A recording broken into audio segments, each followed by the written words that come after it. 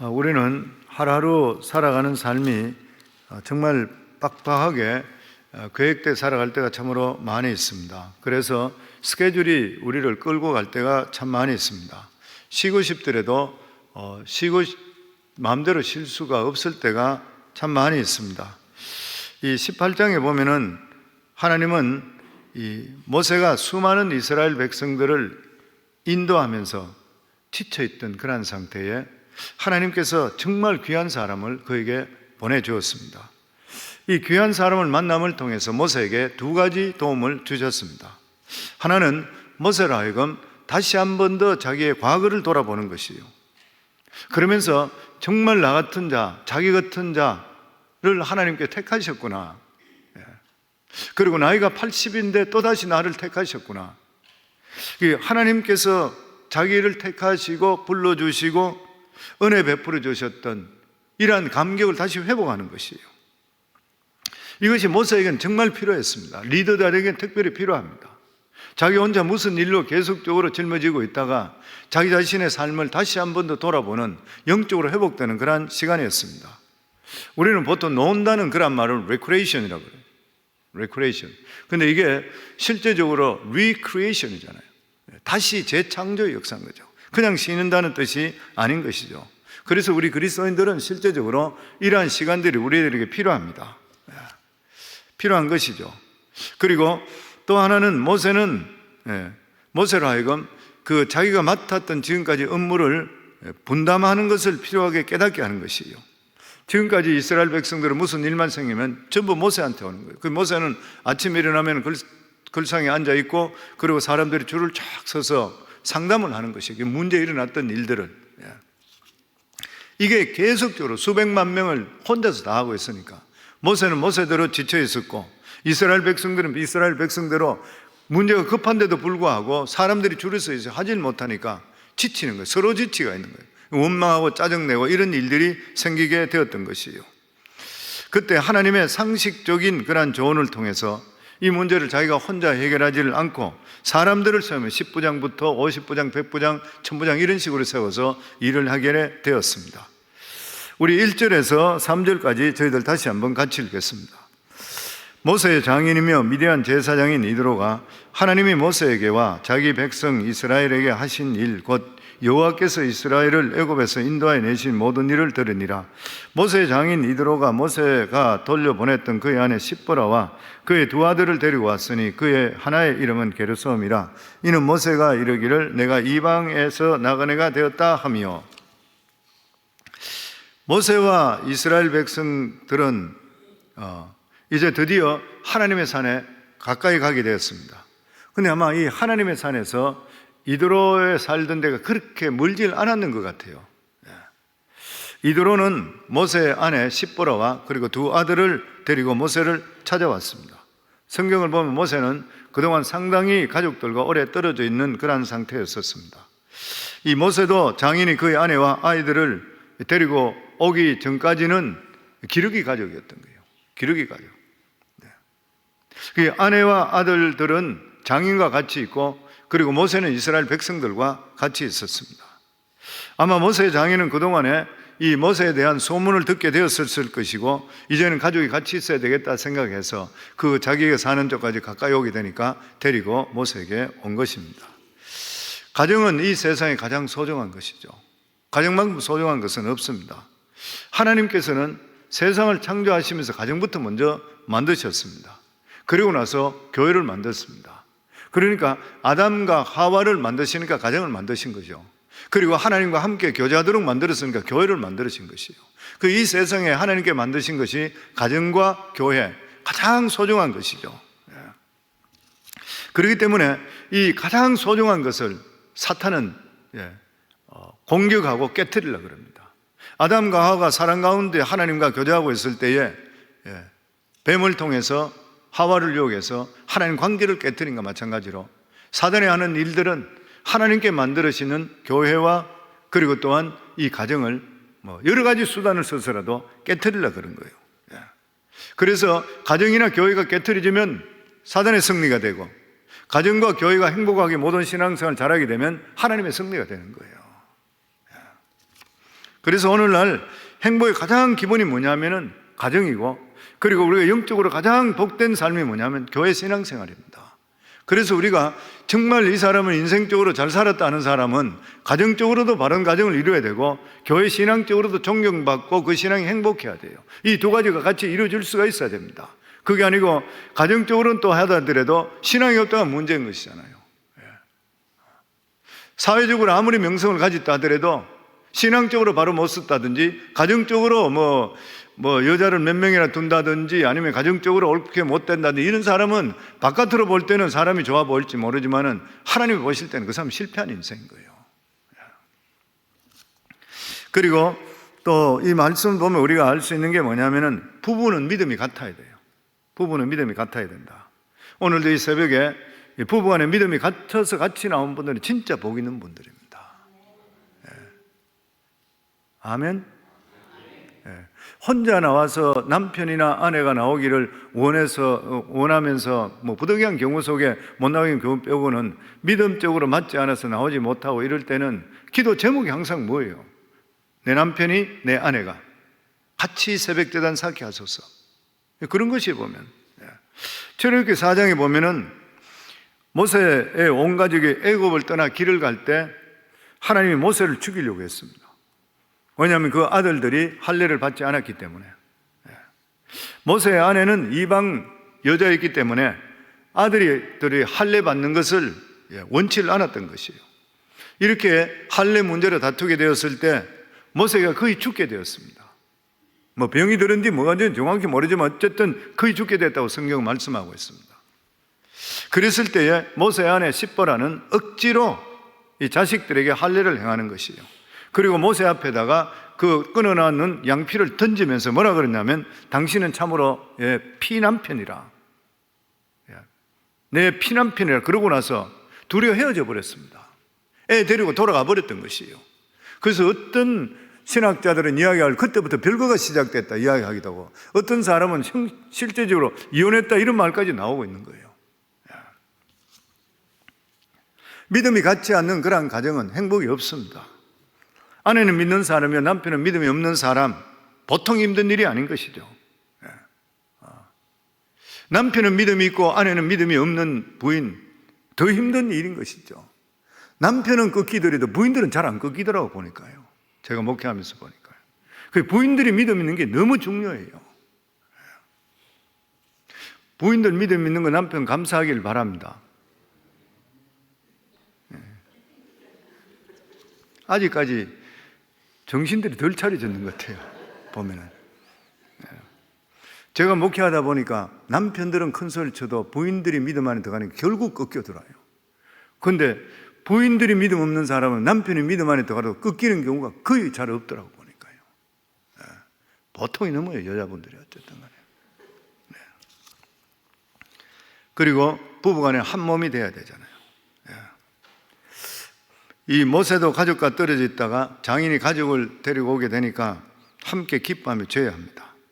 창세기 2장 24절에 보면 부부는 연합해서 한 몸을 이룬다 이렇게 말씀합니다.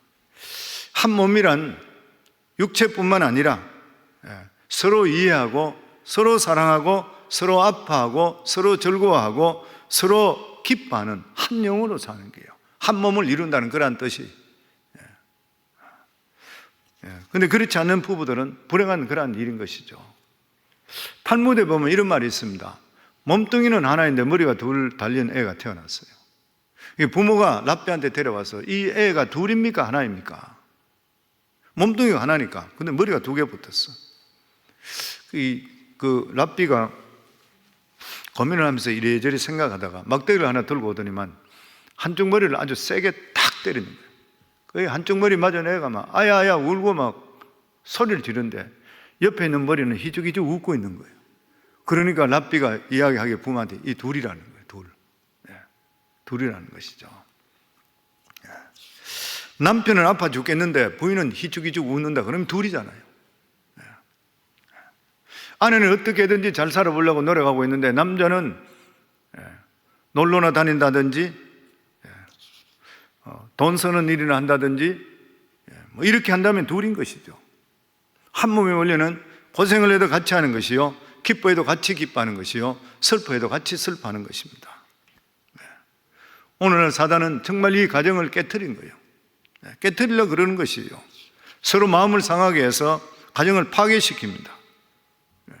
그래서 파괴시켜서 별거하고 이혼하면은 아까 말씀드렸듯이 사단의 승리요, 부부간에 서로 사랑하고 화목하고 믿음의 삶을 살면 하나님의 승리인 거예요. 부부가 행복하게 사는 것은 하나님께 영광 되는 것이고, 헤어지고 미워하는 것은 하나님의 영광을 가리는 것입니다. 아이들도 마찬가지죠. 아이들 교육상, 사정상 여러 가지 떨어져 있고 부부간에 떨어져 있는 것 하나님 뜻이 아닌 것이죠. 성경에 보면은 자식 위주로 살아라는 말은 없습니다. 부부 위주로 살아라 그랬지. 부부는 오래 떨어졌으면 사탄이 틈타는 것이요, 정이 멀어질 수도 있고, 그렇지 않으면은 이성 관계로 인해서 유혹에 넘어가기도 쉬운 것이에요. 그러니까 부부간에 항상 믿음 안에 행복하게, 그리고 사랑하면서 복되게 한 몸 이루며 살아가야 되는 것이에요. 저는 우리 성광교회에서는 가정에 대한 설교를 예전에 진짜 많이 했습니다. 얼마 전에 제가 어떤 분을 만났는데, 목회자인 것 같아요. 만났는데 한국의 사정을 그래 이야기하시더라고요. 한국에서는 가정의 달 돌아서 가정 예배에 설교하기가 너무 힘든데 요즘은 그건 그냥 슬쩍슬쩍 넘어간다 그래요. 왜 그러냐면은 혼자 사는 사람, 그리고 이혼하고 혼자 있는 분들이 너무 많기 때문에 가정의 부부에 대한 이야기를 많이 하게 되면 상처를 받기 쉽다 그래요. 상처를 받기 쉽다고 그렇게 이야기하더라고요. 실제적으로 삶에 보면 어려운 경우가 많이 있는 것이죠. 그럼에도 불구하고 우리가 하나님께서 말씀하신 이 말씀들은 우리가 받아서 행복하고 복 있는 가정을 일으키고, 그리고 또 자녀들에게도 부모들이 올바른 삶을 통해 자녀들의 마음에 상처가 되지 않도록 해서 아주 행복한 그런 가정을 일으키기를 주의 이름으로 축원합니다. 아멘. 우리 3절과 4절입니다. 같이 읽겠습니다. 그의 두 아들을 데리고 왔으니 그 하나의 이름은 게르솜이라. 이는 모세가 이르기를 내가 이방에서 나그네가 되었다며, 하나의 이름은 엘리에셀이라. 이는 내 아버지의 하나님의 나를 도우사 바로의 칼에서 구원하셨다 함이더라. 이 모세는 자신의 아내와 두 아들들을 만나면서 지금까지 계속됐던 영적 싸움에서 까마득하게 잊고 있던 하나님의 은혜를 다시 상기하게 됩니다. 자기 아들들 이름을 지을 때 게르솜이라, 이방에서 나그네 되었네, 자기 삶을 돌아보는 거예요. 엘리에셀, 내 하나님이 나를 도우사 바로의 칼에서 구원하셨습니다. 모세는 옛날에 애굽에서 자기 동족들을 돕다가 그를 학대하고 있는 애굽인을 죽임을 통해서 미디안 광야로 도망칩니다. 혼자 몸으로. 의탁할 것 하나도 없는 이러한 천하의 떠돌이 신세가 되었었는데 하나님께 자기를 인도해 주시는 거예요. 그걸 자기가 생각해 보는 것이에요. 보면 바로가 그를 잡아 죽이려고 혈안이 되어 있을 때에 하나님께서 그에게 바로의 칼날에서 보호해 주셨던 것이에요. 이것을 기억하는 그때 다시 자기 아들들을 보며 이름들을 생각하며 자기가 다시 한 번 더 옛일을 보는 것이죠. 그러면서 모세의 마음속에는 다시 한 번 더 옛날에 은혜 받았던 하나님 하셨던 그런 일들을 기억하기 시작하는 것이에요. 바로 하나님의 은혜를 생각하면서 자기 마음에 받았던 상처들이 치유되길 시작합니다. 모세는 상처가 없었을까요? 저는 아니라 생각합니다. 리더들은 상처가 없을까요? 아닙니다. 모세는 이스라엘 백성들을 인도하면서 배척받고 돌로 쳐서 자기를 오히려 죽이려고 그랬고, 자기가 하나님의 명령을 받고 사랑하는 이 민족을 이끄는데도 불구하고 사람들로부터 인정받지 못하는 상처가 어마어마하게 많았던 것이에요. 사람 눈에는 보이지 않을지 모르지만은 모세의 가슴 속에는 상처의 선뿌리가 있었던 것이에요. 그런데 모세가 이 아들들을 보고 자기들 자신을 다시 한 번 더 돌아볼 때 하나님께 자기에게 베풀어 준 은혜를 다시 생각하게 됩니다. 자기 목숨을 건졌던 것, 이러한 순간순간을 회상하면서 마음속에 하나님에 대한 첫사랑이 회복되는 것이에요. 첫사랑이 회복되면서 그 상처가 치유되기를 시작하는 거예요. 우리가 왜 첫사랑을 자꾸 회복하려고 그래요? 첫사랑이 하나님 베풀어 주셨던 그 큰 사랑은 이 세상의 어떤 것과도 비교할 수 없습니다. 그렇기 때문에 그 첫사랑, 하나님 베풀어 준 은혜를 우리가 생각하게 될 때는 내가 남도 용서할 수 있고 내 자신도 내가 누구라는 깨달을 수 있게 되는 것이고, 너무나도 중요한 그러한 일인 것이죠. 우리들도 교회 일을 하다가 보면은, 또 주일을 하다 보면은 사람들의 말과 행동에 대해서 상처 입을 때가 있습니다. 별 뜻 없이 이야기했는 것들도 실제로 상처가 될 수가 있는 것이죠. 그런데 이러한 상처를 참고 계속적으로 일을 하다 보면 어느 순간에 거의 터져버릴 수 있어요. 터져버리게 될 때는 미움과 저주가 그냥 입에서 쏟아져 나옵니다. 자기를 파괴하는 것이고 사람 관계를 끊어버리는 것이죠. 그래서 이렇게 자기 마음속에 어려움이 있고 이런 일이 있을 때는, 이때는 우리가 쉴 때예요. 조용한 시간을 가질 때인 것이요. 재충전의 시간을 우리 자신들이 가질 수가 있어야 되는 것이요. 만약 그렇지 않게 되면 지속적으로 하나님 일을 감당할 수가 없는 것입니다. 많은 주의 종들이 쉬려고 해도 쉬질 못하고 있다가 나중에 이치를 깨닫게 되는 것이, 내가 이래서 안 되겠구나 생각할 때는 대부분이 중병에 걸려서 깨닫게 된대요. 저는 우리 성도님도 마찬가지로 교회에서 정말 내가 봉사할 수 있는 그런 영적인 상태가 안 됐다 할 때는 쉬셔야 돼요. 그리고 자기가 영적으로 다시 재충만하고 나서 기쁨으로 모든 일들을 감당할 수 있어야 되고, 내가 이 일을 견딜 수 있다 하시고, 그렇지 않을 때는 우리 삶에 똑같습니다. 목회자뿐만 아니라. 그런데 모세의 장인 이드로는 또 다른 의미에서 모세에게 위로가 되었습니다. 원래 이드로는 이방 제사장이었습니다. 그는 하나님을 알기는 알았지만 제대로 아는 사가 아니었습니다. 그런데 모세를 통해서 애굽 행하신 그러한 큰 일에 대해서 듣게 됩니다. 그 당시에 인터넷이 있는 것도 아니고 이러기 때문에 소문으로 듣고 있다가 그에 대해서 실제적으로 더 알고 싶었던 거예요. 그러니까 이 딸과 그리고 손주들을 데리고 모세를 찾아왔는 것이에요. 내가 정말 이게 소문이 확실한 것인가 알고 싶은 거예요. 믿음은 어디서 생기는 것입니까? 믿음은 들으면서 생긴다 그랬잖아요. 하나님의 행하신 일들을 들으면서 생기는 것이에요. 이도로는 정말 하나님의 살아계시고 하셨던 일들을 알길 원했습니다. 여기서 우리가 이 이스라엘 백성들의 자세와 그리고 이드로의 자세가 너무 다르다는 것이 놀라운 것이요. 이스라엘 백성들은 하나님께 그들을 구원해 주셨습니다. 그리고 10가지 재앙을, 기적을 목격했어요. 홍해가 갈라졌어요. 이런 것들을 다 목격했는 것이에요. 그럼에도 불구하고 그들은 하나님의 능력을 인정하지 않고 시간만 되고 찬스만 있으면 원망하고 불평했습니다. 하나님의 놀라우신 이러한 일들, 그들은 인정하지 않고 여차하면 그냥 애굽으로 자꾸 돌아가려고 그래요. 자기들은, 이 사람들은. 그런데 이방인인 이드로는 하나님 행하신 그 놀라운 일들에 대해서 더 자세히 듣고 싶었던 것이에요. 모세는 하나님에 대해서 더 자세히 알기를 원하는 이 한 사람 때문에 큰 위로와 축복을 받습니다. 진짜 그래요. 목회자도 하나님을 잘 모르던 사람이 하나님을 알고 눈물 흘리고 변화되고 삶이 변화되면 하나님이 주시는 큰 위로가 옵니다. 성도들도 마찬가지로 성도들 중에서도 믿음을 더하고 믿음에 사는 그런 모습을 보면 목회자는 큰 위로가 되는 것이에요. 저는 이 모세가 똑같은 마음이었다 그렇게 생각을 합니다. 아마 이 이드로가 그렇게 물어보면서 하나님에 대해 알고 그리고 하나님에 대해서 같이 아멘 아멘 아멘 그러면서 막 자기가 계속 빠져들어오면서 이렇게 할 때 모세는 너무 기뻤을 거라고 생각해요. 우리 8절 말씀입니다. 같이 읽겠습니다. 모세가 여호와께서 이스라엘을 위하여 바로와 애굽 사람에게 행하신 모든 일과 길에서 그들이 당한 모든 고난과 여호와께서 그들을 구원하신 일을 다 그 장인에게 말하며, 여호와께서 이스라엘을 위하여 바로와 애굽 사람에 행하신 것들 이미 이드로가 들어서 알고 있는 내용인데, 이드로는 실제로 겪었던 모세로부터 자세한 내용을 직접적으로 듣습니다. 이드로가 하나님 말씀을 듣고자 했는 것은 확실하게 알고 싶은 거예요. 자세한 것을 알고 싶은 것이에요. 모세를 만났지 않았더라면 도저히 알 수 없는 어떤 새로운 그런 진리인 것이죠. 이것을 깨닫게 되는 것이에요. 성경의 말씀을 들으려고 하는 자는 더 들리게 되어 있습니다. 말씀을 들으려고 하는 자는 예배당에 같이 나와 있더라도 그냥 예배당에 와서 예배 드리는구나 설교하시구나 이러고 그냥 지나가는 사람과 한마디 한마디에 대해서 더 들으려고 하는 사람과는 더 들리게 돼 있어요. 그 사람은 왜 그런지 아세요? 말씀이 살아있기 때문에 그래요. 말씀이 살아있기 때문에 그렇습니다. 더 들으려고 하는 자, 매달리는 자, 의미를 더 확실하게 자꾸 깨닫게 해주셔요.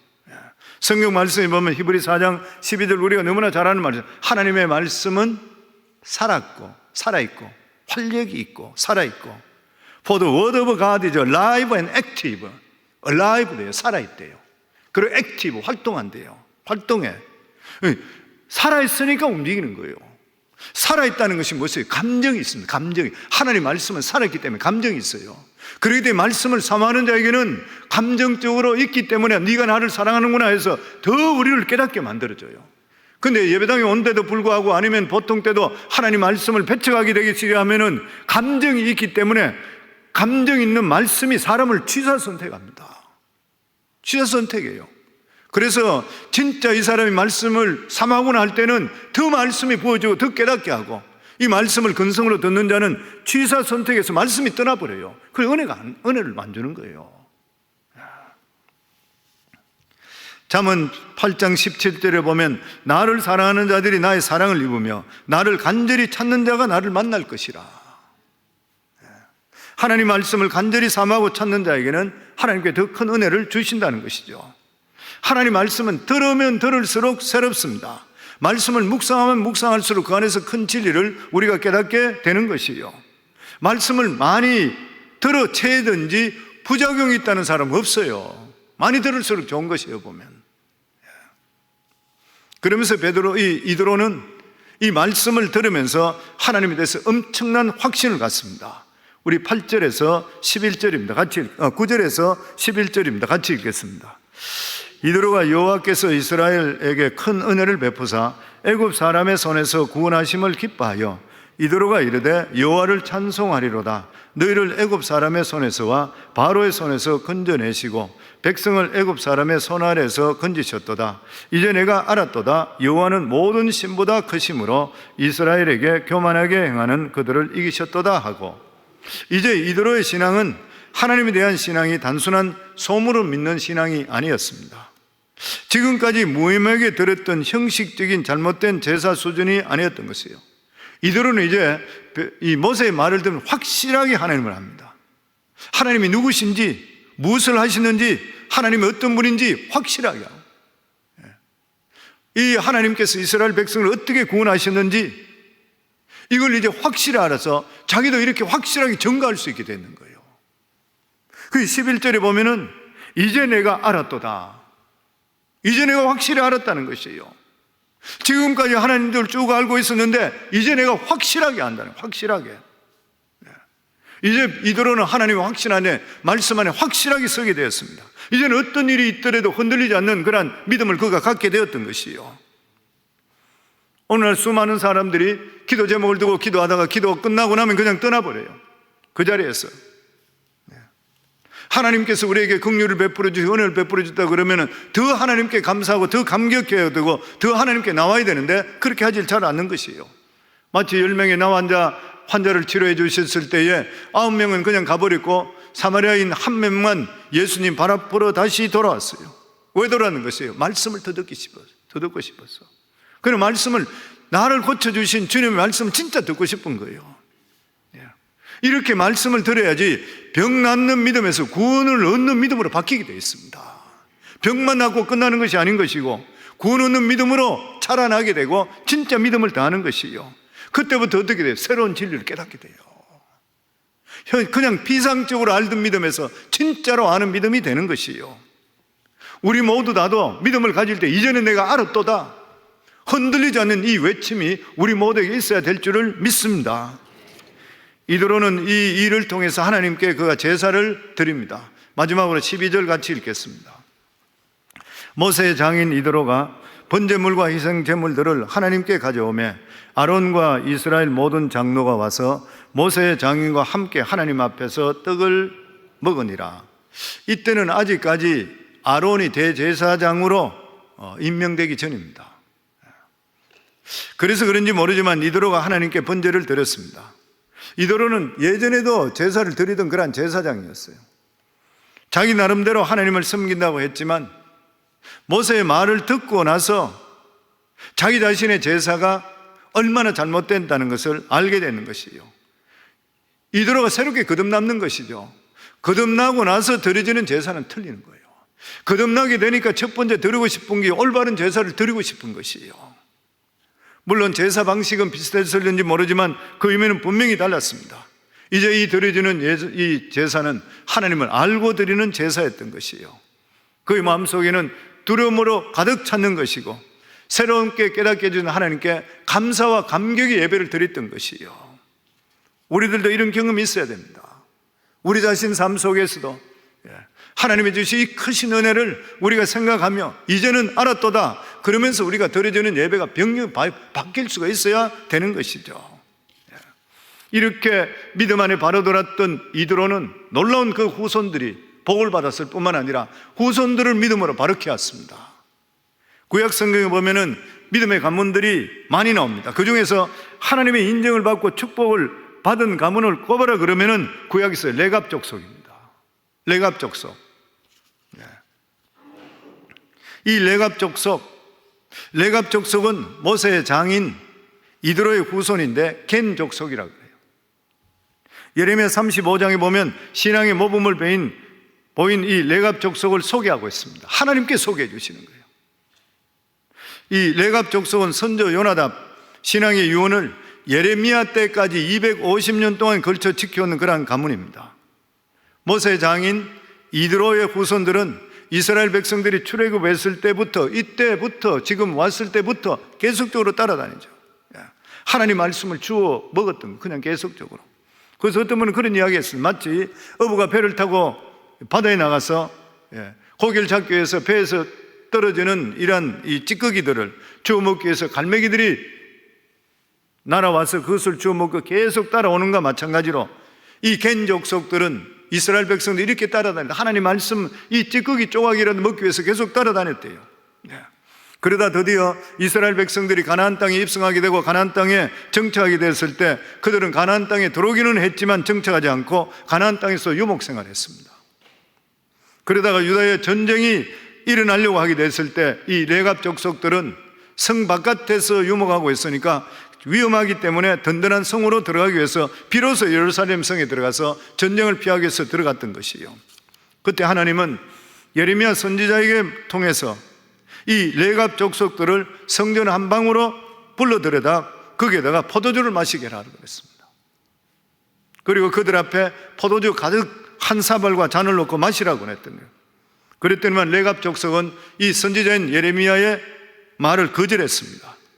레갑의 아들 요나답은 자기 후손들에게 세 가지를 금하게 했습니다. 첫 번째가 뭐냐면 포도주를 마시지 말 것. 두 번째는 집을 짓지 말고 장막 쏘고 살아라. 세 번째가 요나답은 파종도 하지 말고 포도원도 재배치하지 말라. 농사를 짓게 되면 먼저 농사를 짓고 살던 가나안 사람들과 자연적으로 접촉해 살기 때문에 믿음에서 흐트러질지 모른다는 거예요.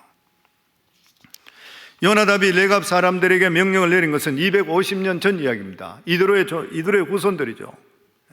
250년이면 조상들이 가지고 있었던 그 신앙이 사라질 수 있는 그러한 기간이에요. 그런데 레갑 사람들은 선조들의 신앙을 계속적으로 지켰습니다. 심지어 그들이 전쟁에 피해 예루살렘에 들어갔을 때 하나님의 선지자 예레미야가 포도주를 가득 든 대접을 가지고 마시라, 하나님께 말씀하신다, 그런데도 불구하고 거절하고 조상의 약속을 지켰던 그러한 사람입니다. 하나님께서는 그것을 보시고 나서 레갑 족속과 이스라엘 족속을 비교해서 책망하십니다. 하나님은 예레미야가 포도주를 가지고 권해도 먹지 않는 이 레갑 족을 보면서 유다와 예루살렘을 책망해요. 예레미야 35장 12절로부터 보면 그때 여호와의 말씀이 예레미야에 임하여 이르시되 만군의 여호와 이스라엘의 하나님께서 이같이 말씀하시니라. 너는 가서 유다 사람들과 예루살렘 주민에게 이르기를 너희가 내 말을 들으며 교훈을 받지 아니하겠느냐. 여호와의 말씀이니라. 레갑의 아들 요나답이 그의 자손에게 포도주를 마시게 말라 한 그 명령을 실행되도다. 그들은 그 선조의 명령을 순종하여 오늘까지 마시지 아니하거든 내가 너희에게 말하고 끊임없이 말하여도 너희들은 내게 순종하지 아니하도다. 한탄하시는 거예요. 하나님께서는 이 레갑 족속들은 자기 선조들의 말도 250년 동안 이렇게 지키는데 내가 너희들을 이렇게까지 이끌어 주시고 살려주고 여기까지 왔는데도 불구하고 너희들은 끊임없이 내 말에 순종하지 않는도다. 그러면서 하나님께서 레갑 족속에 한 축복의 말씀이 바로 연결되어 나옵니다. 예레미야 35장 18절에 19절에 이렇게 말씀합니다. 예레미야가 레갑 사람들의 가문에 이르되 만군의 여호와 이스라엘의 하나님께서 이같이 말씀하시기를 너희가 너희 선조 요나답의 명령을 순종하여 그의 모든 규율을 지키며 그가 너희에게 명령한 것을 행하였도다. 그러므로 만군의 여호와 이스라엘의 하나님께서 이와 같이 말씀하시니라. 레갑의 아들 요나답에게 내 앞에 설 사람이 영원히 끊어지지 아니하리라 하시니라. 하나님께서는 하나님 중심적으로 믿음적으로 살려고 노력했던 레갑 족속들의 두 가지 복을 약속합니다. 그 첫 번째가 뭐냐면 하나님께서 그들의 신앙을 인정합니다. 그들의 신앙을 인정하는 거예요. 그리고 두 번째가 뭐냐면은 그들의 후손이 하나님 앞에서 영원히 끊어지지 않는 가문이 될 것이라, 믿음의 큰 가문이 계속적으로 될 것이라. 엄청스러운 축복이죠. 성도님, 신앙은 보수적이지 않을 수가 없습니다. 왜냐하면 신앙은 타협할 수 없기 때문에 그래요. 신앙이 어떻게 타협이 되면 그때부터 어떻게 신앙이 될 수 있습니까? 이스라엘 백성들이 왜 망했어요? 타협했기 때문에 그렇잖아요. 하나님도 섬기고 세상도 섬기고 이렇게 해서 적당히 살려고 했으니까 자기들은 그것이 잘 사는 건지 알았지만 나중에 어떻게 멸망해버리고 말았습니다. 하나님께 책망받고. 레갑 족속들은 사람들이 볼 때는 굉장히 고루하고 컨서버티브가 할지 모르지만 하나님 칭찬받고 복된 믿음의 가문을 일으켰던 것이요. 하나님은 반드시 기억하시고 축복하십니다. 미국의 부흥을 일으켰던 분 중에 한 분이 자나단 에드워즈 목사님이죠. 우리 교회에서도 우리 성도님 축복할 때 자나단 에드워즈 목사와 같은 그러한 믿음의 가문을 일으키라. 저희들도 기도할 때 하나님 우리 가문이 자나단 에드워즈 목사의 가문과 같은 그러한 믿음의 가문 일으키게 하소서 그럽니다. 자나단 에드워즈 목사는 이 책들도 많이 썼습니다. 눈이 너무 나빠서 설교를 읽기만 읽었다 그러죠. 얼굴을 들고 못하고 그냥 읽고 설교를 했다 그래요. 그런데 노스햄튼 교회에서 23년 동안 목회를 했는데 40대 후반에 교회 쫓겨났습니다. 자나단 에드워즈 목사가. 왜 그런 일이 나면은 교인들을 가만히 보니까 의심이 가는 게 구원 안 받은 사람이 너무 많은 것 같아요. 신앙 고백도 잘해요. 교회 생활도 그런 대로 하고 사회생활도 그런 대로 하는 것 같아요. 근데 신앙생활 하는 걸 들여다 가만히 안을 들여다보여 아무래도 의심되는 게 너무 많아.